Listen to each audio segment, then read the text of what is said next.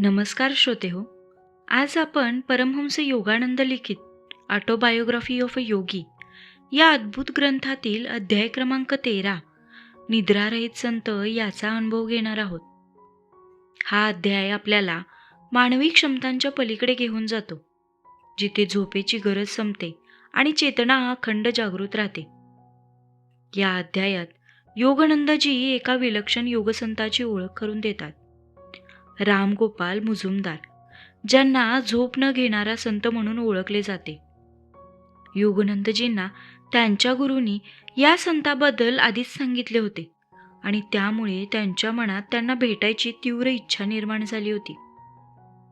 रामगोपाल बाबू हे अत्यंत साधे, शांत आणि तेजस्वी व्यक्तिमत्वाचे होते.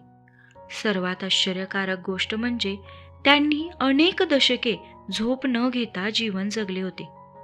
सामान्य माणसाला झोप ही अत्यावश्यक असते, परंतु या संतांनी योग साधनेच्या उच्च अवस्थेमुळे शरीराची ही गरज पूर्णपणे मागे टाकली होती.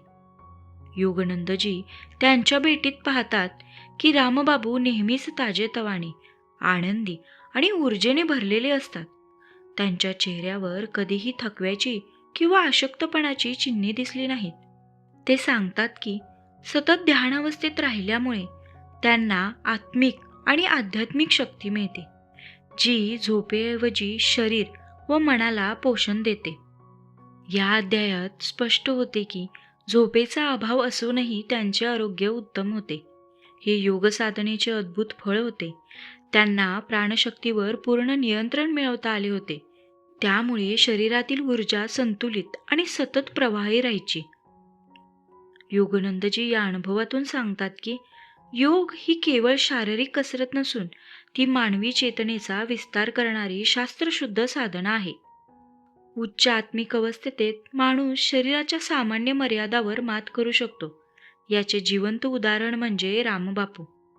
आणि त्यांच्या अशा झोप न घेण्याच्या साधनेमुळे योगानंदजींवर त्यांचा नेहमीच प्रभाव राहिला. श्रोते हो, आज आपण आत्मकथा ऑफ अ योगी म्हणजेच ऑटोबायोग्राफी ऑफ अ योगी यामधील अध्याय क्रमांक 13 निद्रारहित संत ऐकला. या अध्यायातून आपल्याला समजते की योग ही केवळ साधना नसून ती जीवन परिवर्तनाची शक्ती आहे. जर हा अध्याय तुम्हाला आवडला असेल तर व्हिडिओला लाईक करा, शेअर करा आणि अशाच व्हिडिओसाठी चॅनेलला सबस्क्राईब देखील करा. भेटूया पुढील अध्याय सारांशमध्ये. तोपर्यंत धन्यवाद.